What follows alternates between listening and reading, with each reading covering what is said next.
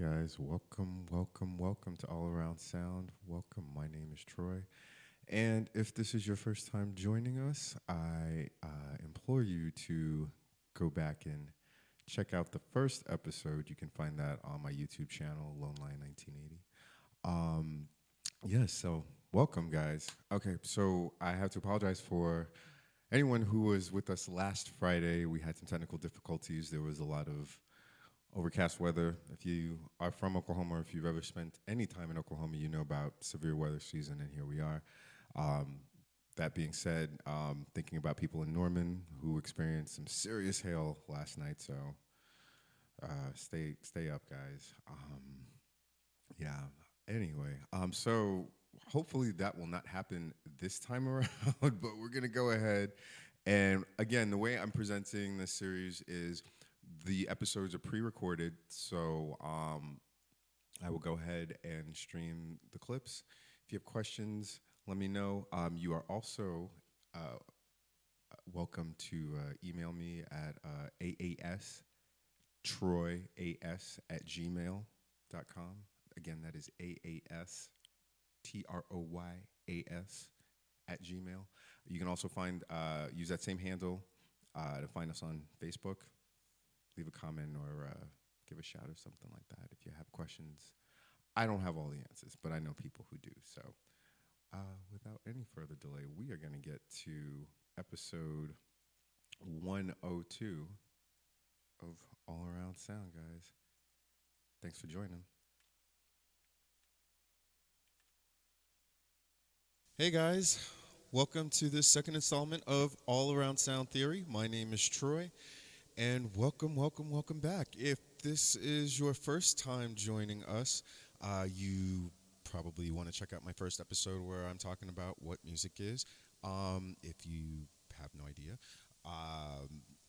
Even if you do, you might want to just check it out just to see where I'm coming from. But if you have checked out the first program, welcome. And welcome to the second. Welcome back. So in this one, what we're going to talk about is notation. Music notation. It's going to be my introduction into how you would be able to recognize and maybe even create your own sheet music and notate the sounds that we talked about in the first episode. Okay, and this one is going to go a little bit more in depth. I mean, maybe a lot more in depth. So if you have questions, please let me know. Please let me know. I'm always about a conversation, so please let me know and we can talk. So in this episode, as I always say, we always have vocabulary. So in this one, we have a little bit more than we did last time. So in this one, we're going to talk about staff and staves.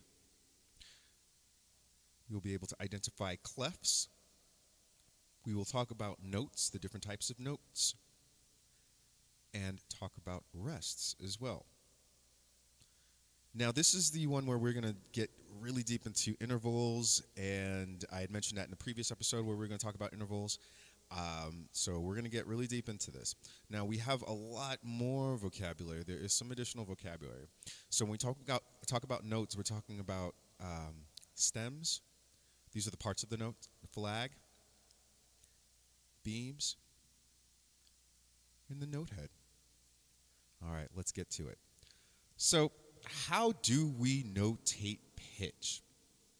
We notate pitch on something that is called a staff.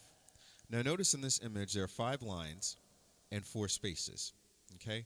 When we run out of those lines and spaces, we go above or below with what are called ledger lines, as you can see in this image. So the staff consists of 5 lines and 4 spaces.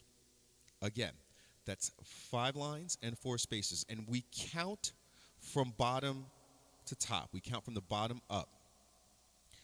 And in music, the staff is used to indicate a precise desired pitch. Remember in the previous episode, we differentiated tones from pitches. And we said there are 7 tone names in the musical alphabet, A through G. But we have to differentiate the different pitches in octaves. So that is the purpose of the staff and the clefs. So take a look at this image. This is what we call a grand staff. Now, The grand staff is a combination of the treble and bass staff from top to bottom, respectively, which are joined together by a brace. Now, I want you to take a look at this image. I'm going to go a little further in depth with it. Okay? So you'll notice my notations here, my notes here.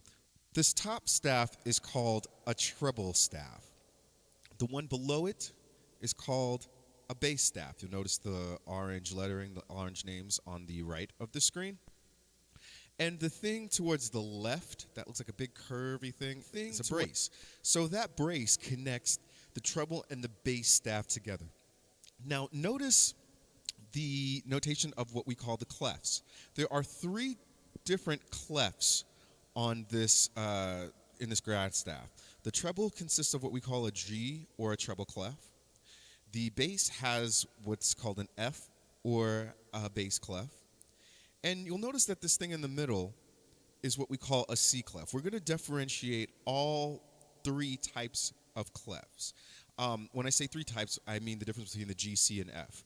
But just because they're G, C, and F clefs, they each have a unique positioning. There's not one position that they can be in. So let's get to it. Now, I just want to show you this image. The grand staff, as we said, a staff has 5 lines, 4 spaces. Once upon a time, the grand staff was 11 lines. And the middle C, see that C on the right side? That is how we notate middle C, C4 in the piano. If you notice on the left side how that line is gone, with the grand staff and the brace that connects it towards the left side of the grand staff, you can kind of think of the brace. Let me go back. See how this brace here lines up with the C, with that middle C, and how it also lines up with this C clef here. So you can also always think that that middle line should be right there, even though it's not there anymore, because it definitely helps to see a little less. That middle line, that 6th line that is not there, is what we call middle C today. So let's get into the clefs and how we differentiate. This is a very important quote, and once again, there's that image. We cannot read notes on the staff's lines and spaces without a clef, the symbol that appears to the far left of every staff. The clef tells which line or space represents which pitch in which octave, and that's from Jane Clendening, Miss Jane Clendening. Love that book. And so, again, here's that image. Look at the clefs in relation to the grand staff. You have that G clef on the top, that treble clef. You have that C clef in the middle. That we don't know which C clef that is. And then you have that F clef below, which is a bass clef. Now there are different types of G, C, and F clefs. And I wanted to show you this. I love this image. This is the relationship of the G, the treble clef, the bass clef, and the alto and tenor clefs in relation to middle C. Notice there are 2 different tenor clefs, 2 different C clefs. One is the alto, one is the tenor clef. We're going to get into the specifics of the differences of G, C, and F clefs in just a little bit. But I want you to see how these clefs lie in relation to middle C. Clefs don't lie. Clefs are always going to be your best mile marker when it comes to pitch notation. I'm going to show you why in just a second. What are the clefs? So now here are some of the different G clefs. Why we call this a G clef? The first reason, let me just say this. First of all, this kind of looks like a stylized G, as we say. It looks like a cursive G or something like that. But if you notice where that line curls, notice how it curls on that second line. That line, whichever line it curls on, is going to be G4. That line is going to denote the 4th G on the piano. And I'm going to show you in relation to the piano. So that G on the G clef, that 4th G is G4. Remember when we talked about octaves in the first episode, we said the first C on the piano is C4, right? Okay? So the C above that, or excuse me, let's say the first C on the piano is C1. Did I say C4? No, C4 is middle C. C. Kind of got a little confused there. Let's start over. So the first C on the piano is C1. So the G directly above that would be G1, right? So if that's G1, the G above that is going to be G2, G3, G4. G4 is the G directly above middle C. Let us transition back for a second. So actually, we don't want to transition there just yet. So actually, we may want to transition there. We'll come back to that in a minute. So wherever that line curls, whatever line that hook curls on is G4. So look at the French violin clef next to it. See how it curls on the first line?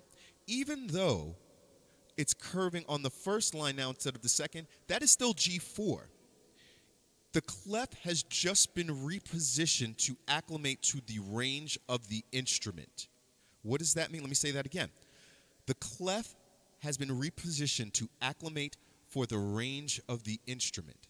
So therefore, we don't have to have an excess of ledger lines either way, above or below the staff. Yes, you probably will have some ledger lines. But if you adjust to acclimate to the instrument, depending on its range, you can minimize the amount of ledger lines. Okay, so now let's go on to the third one here. You'll notice that there's an 8 on the top of this G clef, third from the left. And you'll notice that there's an 8 on the bottom, the one furthest most right. What those mean, the one with the 8 on the top means whatever is written is going to be played an octave lower than written. So if let's say there was a G4 written on that, or let's just say that there was a note written on the G line below. That would mean instead of the G4, I would be playing an octave below that, which would be G3. Okay. All right. So let me just go over here for a second, and I'm going to try to show you what I'm talking about. Let's try to bring it all together. So hang on a second. Let's transition over here. All right, my friends, so bear with me on this. So we said that G that curls around the G4, the G that the G clef clefs curls around is the fourth G, the G above middle C. So let me just I'm just going to show you. That is how we notate middle C. You see what I've done with the right hand? That's what middle C looks like on the right with the right hand. The G above that is that. Notice how that note is on the line that G clef curls on. Okay? So no matter where that clef curls, it's always going to be the same frequency. It is always going to be the same pitch. And if you know what I'm talking about, if you don't know what I'm talking about, go back to the first episode. The clef is going to be your best mile marking indication when it comes to notation, because the clefs don't lie. It is always going to be the same frequency, no matter if it's a G, a C, or an F clef. So let's get back to the clefs, and we're going to transition. All right. So now let's talk about the F clefs. So the one furthest most to the left is probably the most common, arguably the most common. I would venture to say it's the most common of the F clefs, and it's the bass clef. Now notice we call this an F clef for two reasons. First being it looks like a stylized F to some, but also, as I said, notice these two dots here. The line they sandwich is always going to be F3, the third F on the piano. Okay? So what does that mean? Let's switch for just a second. I'm going to transition over here. Let me situate my mic so I have some free hands. Give me a second. All right, guys, hang on. So now, we're going to bring a stand over here just a second. Okay, so let's switch down to the bass staff.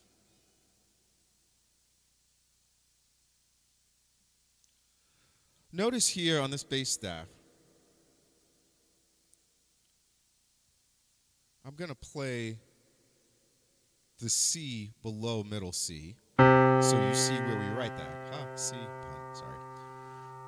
Now, as I said, those two dots in the F clef sandwich the F directly below middle C, okay? Notice those two dots, notice the line they're sandwiching. Notice where that note just went.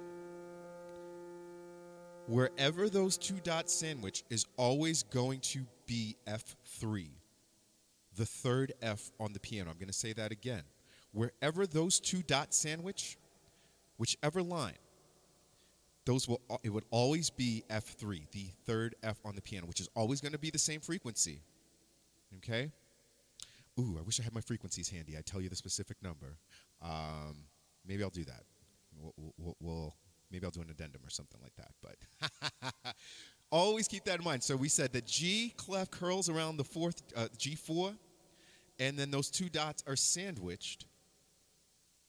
Or excuse me, those two dots sandwich the F3, the third F on the piano. All right? Let's transition back.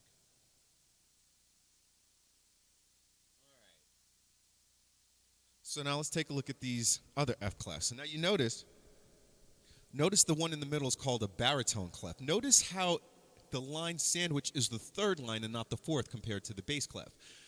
This goes back to what I said before. The clef has changed to acclimate to the instrument, so not as many ledger lines are required. Okay? You may not see that very often. You may not see that clef very often, but you may. You never know. Especially if you're a researcher or in music history, ethnomusicology, musicology, things like that. And then lastly, you'll notice the F clef with the 8 below it. It just means you're going to play an octave lower than written. So now let's get to the C clefs. Now these two are the most common of the C clefs. Now remember how I said before how the C clef looked like the brace that hooked the grand staff together, that hooked the treble and the bass staves together? Notice this little hook in the middle. Wherever the line falls in that hook, that is always going to be middle C. So, matter of fact, let's just go back a little bit. So, remember this little image. So you see how that little hook in the middle of it is there? That is middle C. So now you have your G, your C, and your F clef. The G clef will always denote G4. The F clef will always denote F3. And the C clef will always denote middle C. So now when you see the C clef on the third line, that is the alto clef. C clefs you will see sometimes in older vocal scores, especially older opera scores, because these were used for vocalists and are still used for some vocalists. You'll see in certain scores. The tenor clef. Alto clef is used for also instruments like the viola. I can't think of anything else. Trombone, maybe? I'm really bad when it comes to... I won't throw myself under the bus like that. But I do know tenor clef is also another common one. You will see that for trombone, definitely, and several other instruments as well. But those are probably the common C clefs, okay? Now, here are some other antiquated C clefs, which I have in some of my opera scores, including that soprano clef, and the mezzo-soprano clef. But they're very rarely used. You don't see them very often. Notice there's another baritone clef there as well. Okay, so now, if you compare all the C clefs, notice that the soprano clef starts on line 1, the mezzo is on line 2, the alto is line 3, the tenor is line 4, and the baritone is line 5. Again, these are all to acclimate to the particular instruments. You don't want to have too many ledger lines for a voice part or any instrument that is going to read these clefs. So you acclimate, you adjust the clef to acclimate to the instrument. But no matter where this hook lies, it's always going to be C4. It's always going to be middle C. So even that soprano clef on line 1 is middle C. On the mezzo-soprano clef where line 2 is middle C. In the baritone clef, line 5 is written as middle C. And that is how it all relates, okay? So let's just go through the notes on the G clef. And from the line, the 5 lines going up, the letters are E, G, B, D, F. And you'll hear some people say, every good boy does fine, every good boy deserves fudge, and the old mnemonics or whatever you call them, The spaces, the four spaces going up are FACE, face. Oh my God. Yeah. So that's how we read, how we identify the treble. And then the bass staff, I'm actually thinking I'm probably going to, yeah, I didn't do the, what do you call it? The alto, guys. Sorry about that. So the lines from the bottom up are G, B, D, F, A. Good boys do fine always, or good boys deserve fudge always. I don't know. I just pulled that out of somewhere.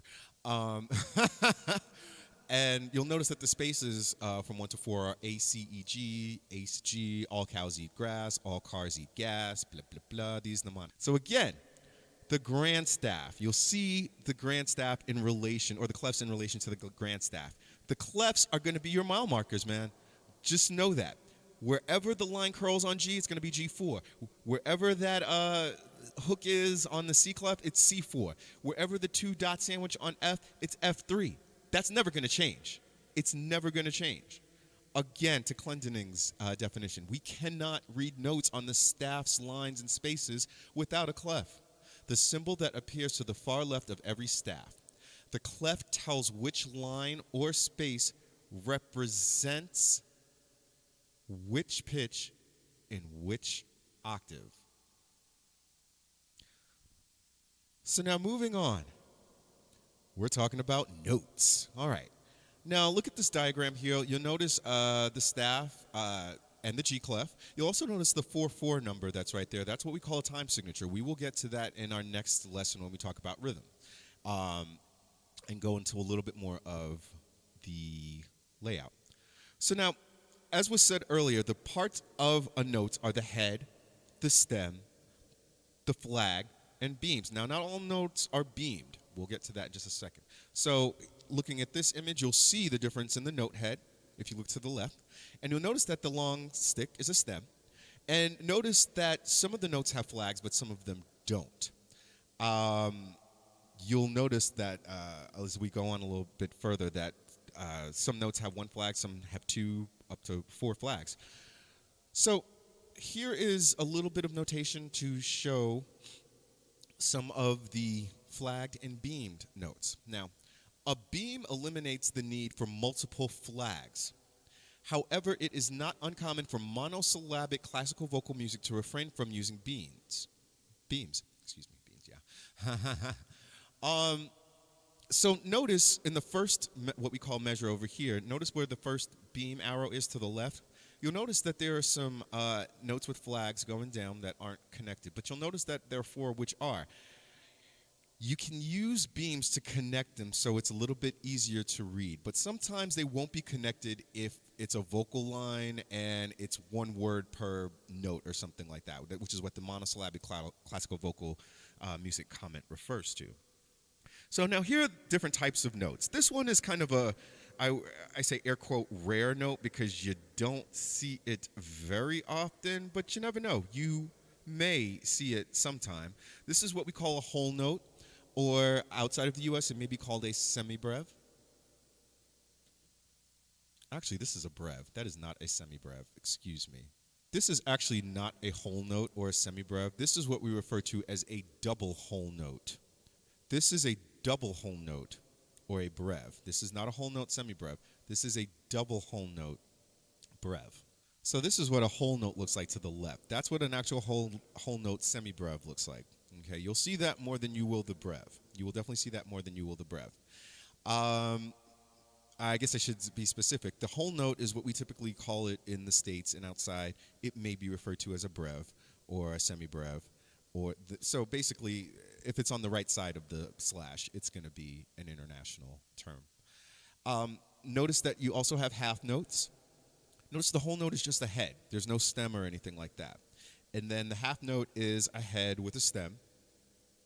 The quarter note, or the crochet, is a head, a stem, but the head has been filled in.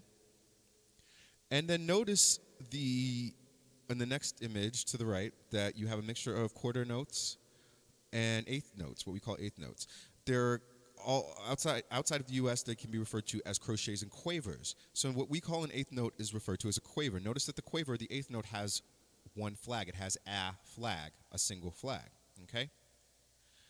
There are others with flags, plenty of flags, 16ths and 30 seconds we'll get into. These things here are called accidentals. And what you see from left to right is a sharp, a flat, and a natural.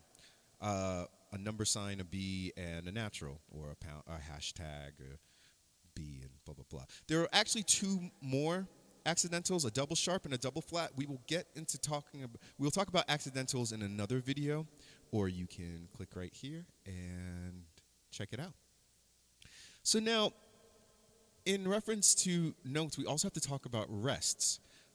So rests denote the duration of silence. Okay, so now, as we differentiated the notes, we have to differentiate the rests. So this is a whole rest. Notice it hangs down from line 4. It looks like an upside down hat. It looks like one of those upside down, I don't know what you call those, bowling hats maybe? And I used to tell my students a joke. To differentiate the half rests, as you see here, how it sits on line 3 compared to the whole rest, which hangs down from line 4. And I'm just going to transition just for a quick second and say the way I used to differentiate the whole rest from a half rest to my students is, think of it like a bowling hat. The half rest is like a hat that's resting, okay? So half hat. But, you know, when you drink your whole thing or you eat your whole thing of too much, you might throw up your whole guts and take that hat off whole. Yeah, I mean, some students thought, ew, gross. But, I mean, that's the way I thought of it. It's like it's a hat. When it's on your head, it's hat half. When you have too much, whole, you're throwing it out. I know, it's crazy, right? But anyway, so we're transitioning back. That's how I differentiate the half and the whole rests, okay? So now these are the quarter rests. They kind of like lightning bolts with a little hook on them, the crochet rest. So each of these is a quarter rest of silence, depending on what the time signature is, which we'll get into. Then you have 8th rests, 16th rests, 32nd rests. Notice the names. 64th rest, the hemi, demi, semiquaver. Okay, and then there's a 128th. That looks a little cleaner. Okay. Now we're going to start talking about intervals. Dun, dun, dun. This is one of my favorite topics here. So the basic definition of an interval is the distance between two notes or pitches. Intervals have two components, a quantitative and a qualitative interval. So there is a quality and a numeric component to it. Intervals can be harmonic when they're played simultaneously, or melodic, one after another, like a melody. And I'm just going to transition just for a second, if I may, because I want to show you the difference between the melodic and the harmonic intervals. Let's do this transition real quick. Okay, so I'm going to rest my mic.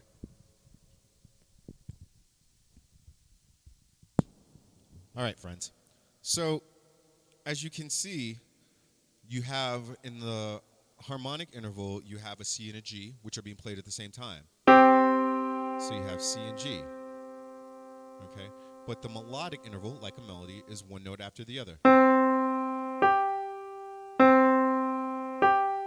So you have harmonic, harmony, melodic, melody.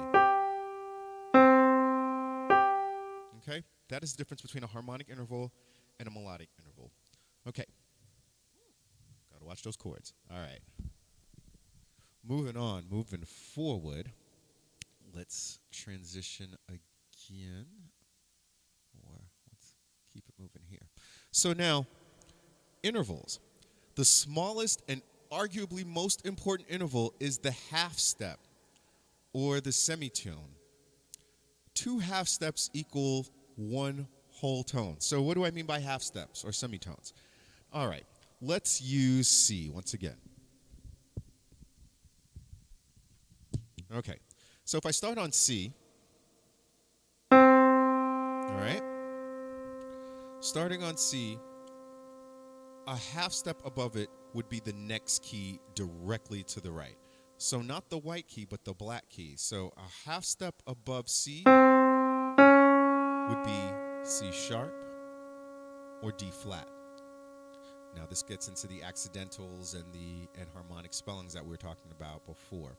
Okay, so a quick definition on the accidentals: whenever you make something whenever you sharpen something, when you raise it a half step, you make it sharp. If you lower it a half step, you make it flat.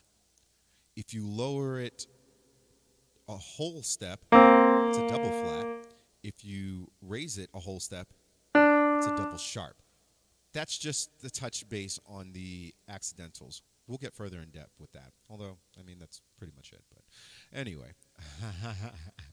So it depends on how things are being written. So you have that C to C sharp would be considered one thing. D to D flat would be considered something else. But anyway, so the half step is arguably the most important interval because a half step makes the difference between a major chord and a minor chord. What am I talking about? We'll talk about the qualities in just a little bit. We'll talk about chords in the fourth lesson. But a half step can change the entire quality of what you're playing. So it is definitely, I would say, the most important. Okay? So let's just look at the layout of the piano. We said C to C sharp or D flat is a half step. C natural to D natural would be a whole step, right? So you have a half step, whole step. D to E would be a whole step. Okay? But now check this out. E to F, there's nothing in between, so that's a half step. E to F is a half step, just as B to C is. Anywhere on the piano. So notice your half steps and your whole steps. Okay? Moving on. So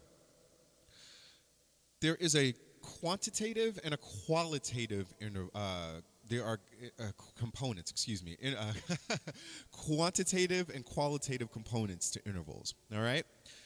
So what that means is intervals are measured in seconds, thirds, fourths, as I said before. So what do I mean by that? C to D is a second because D comes right after C. C to E is a third. C to F is a fourth. C to G is a fifth. C to A is a sixth. C to B is a seventh. C to C above, apart an octave, is an octave, an eighth. Now, in terms of intervals, you can go higher, ninths, tenths.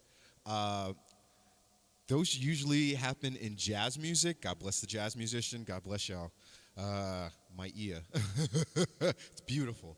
I should also say that I have perfect pitch. So sometimes you hear something and you're like, ooh. But yeah, so in terms of classical and most other non-jazz music, popular music and things like that, we usually don't include 13ths or 11ths, but you can.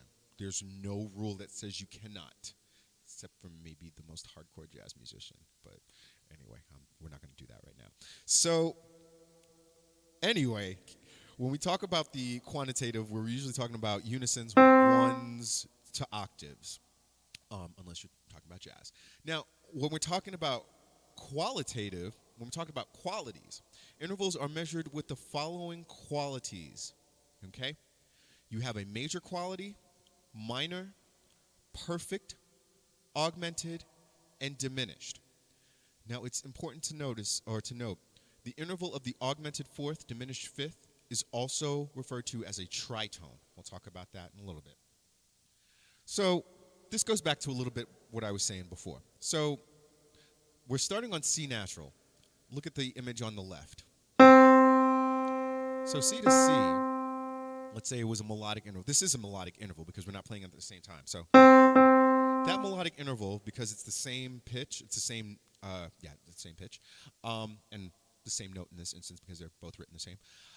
It is what we call a perfect prime because they're both C's. yeah, you don't see it written as a perfect prime too often, but I mean, it might be called perfect unison as well. I usually refer to it as unison, but C to C would be your perfect prime. So now, this is where it gets a little interesting. As I said before, now, you can call that C to D flat, and it would be a type of second. But if you refer to this as C to C sharp, it's actually called an augmented prime and not a second because they're both C's. That is the difference. That is what we call diatonicism, if that's the word. That's what it means to be diatonic compared to chromatic. And we will get into the definition of what it is to be diatonic as opposed to chromatic in episode 4. Okay, join us for that one. All right, so if I write that as a C to C sharp, it's actually called an augmented prime. But interestingly, if I write that as a C to D flat, it's a minor second because C to D is a second. But the quality of that is minor as opposed to C to D natural as on the right, which would be a major second. Okay, let's do that again. C to C sharp is an augmented prime. But if I turn that C sharp into an enharmonic spelling of D flat, it becomes C to D flat, as denoted on the left side of the screen, and it becomes a minor second. Minor second, major second, minor second, major second. Notice that minor second could also be written as an augmented prime if notated as such in a score. I may be going too deep. Let's keep it moving. All right. So now that we've said that that can be a minor second, major second. Now, C to D sharp or E flat, depending on how you spell it, as you can see here, can either be an augmented second or a minor third.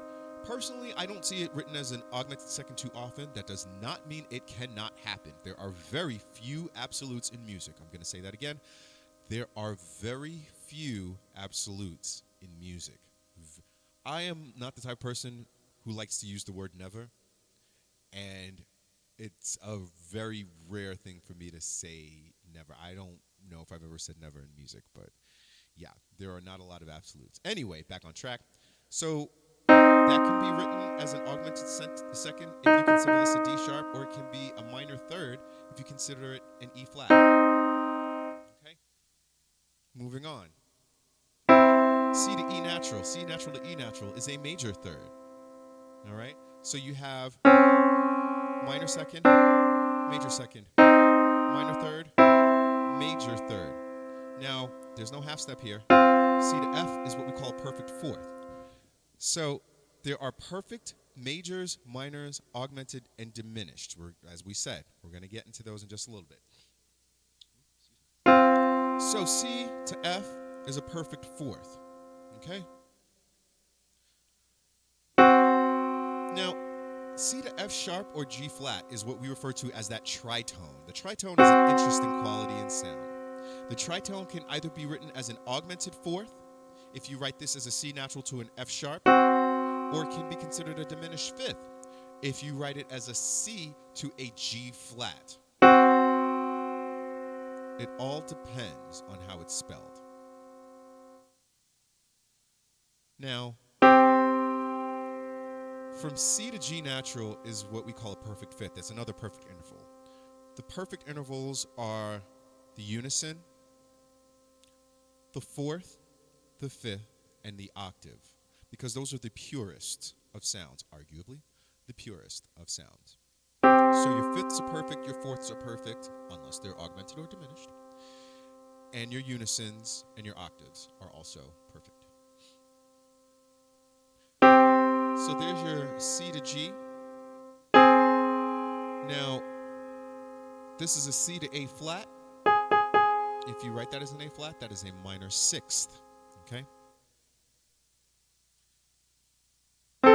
C to A natural is a major sixth. If we write this as a C to A sharp, it is considered an augmented sixth. But if we make that A sharp a B flat, which we don't see here, it's a minor seventh. But if we raise that minor seventh to a major seventh, that B natural, which you see on the left, that's what you get, a major seventh. There's your major seventh. And then your perfect octave, C to C. There's your major, okay? Your melodic. Okay? So those are the basics when it comes to intervals, right?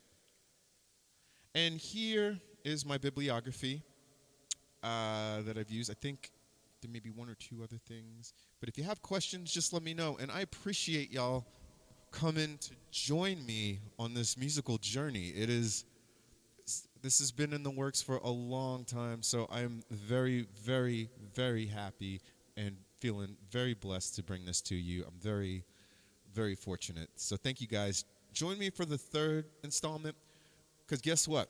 We're going to talk about rhythm. We need to talk about rhythm. It ain't just sound, people. You got to get your beats together. Anyway, thanks for joining. I'll see you soon.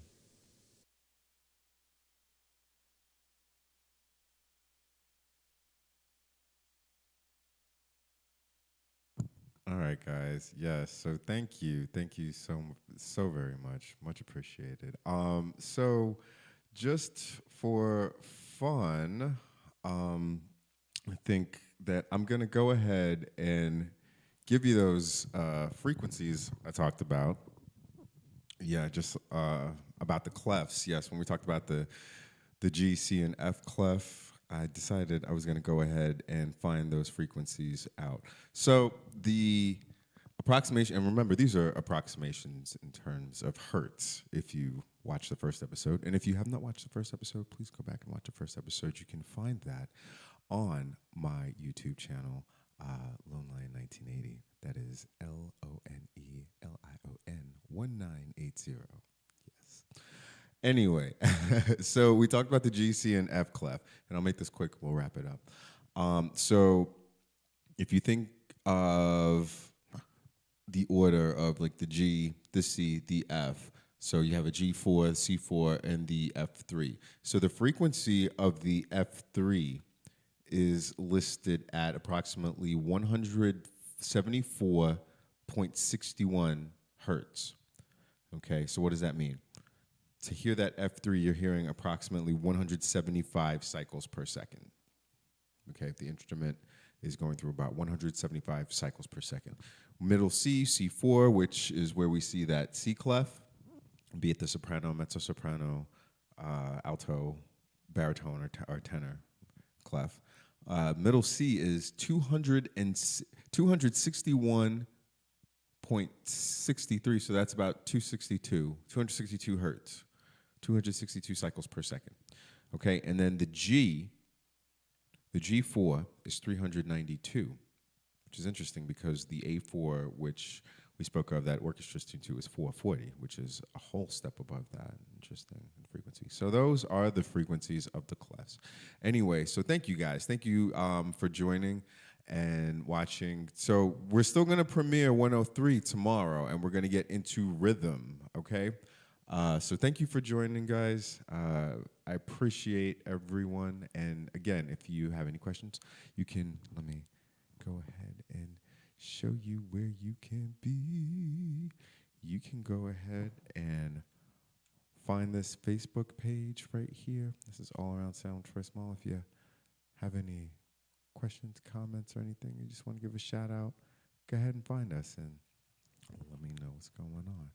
So anyway, I want to tell everyone to be safe out there. Have a great night, and thank you so much for joining us. Take care.